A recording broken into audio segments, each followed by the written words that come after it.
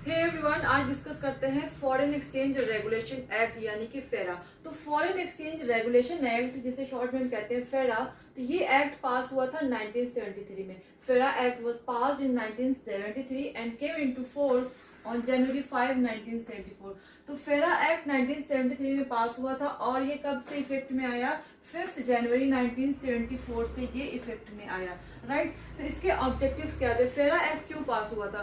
तो ये एक्ट पास हुआ था उस टाइम पीरियड में जबकि इकोनॉमी में बहुत ज्यादा इकोनॉमिक क्राइसिस चल रहे थे, फॉरेन एक्सचेंज की बहुत ज्यादा शॉर्टेज थी, राइट। तो उस टाइम पीरियड में इस एक्ट को पास किया गया था। तो इसके कुछ ऑब्जेक्टिव्स थे, उसको हम डिस्कस कर लेते हैं कि to regulate dealing in foreign exchange.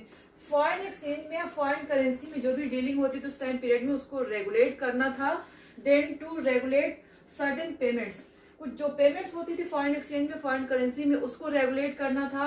Then to regulate import and export of currency, foreign currency का इंपोर्ट एंड एक्सपोर्ट यानी कि आयात और निर्यात को रेगुलेट करना था। To conserve precious foreign exchange, precious foreign exchange को कंजर्व करना था, सेव करना था, बचा के रखना था।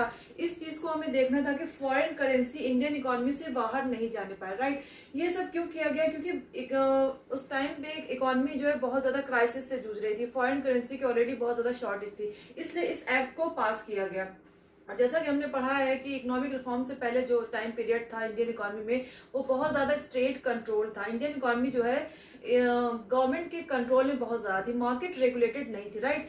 तो जितनी भी डीलिंग्स होती थी या फिर कोई अगर एमएनसी कोई फॉरेन कंपनी इंडिया में सेटअप करना चाहती थी अपना बिजनेस, या कोई न्यू अंडरटेकिंग वो सेटअप करना चाहती थी, या फिर कोई फर्दर एक्सपेंशन करना चाहती थी अपने बिजनेस में, तो सबसे पहले तो उसको लाइसेंस लेना पड़ता था अपना बिजनेस सेटअप करने के लिए। अगर फर्दर एक्सपेंशन चाहती थी या डाइवर्सिफिकेशन चाहती थी तो उसके लिए बहुत ज्यादा परमिशंस लेने पड़ते थे, राइट। तो इंडियन इकोनॉमी बहुत ज्यादा रेगुलेटेड थी। उसी लाइन में ये फॉरेन एक्सचेंज रेगुलेशन एक्ट भी पास हुआ था, जिससे कि फॉरेन करेंसी की डीलिंग को रेगुलेट किया जा सके और फॉरेन एक्सचेंज को कंजर्व करके, प्रिजर्व करके रखा जा सके। तो थैंक यू वेरी मच।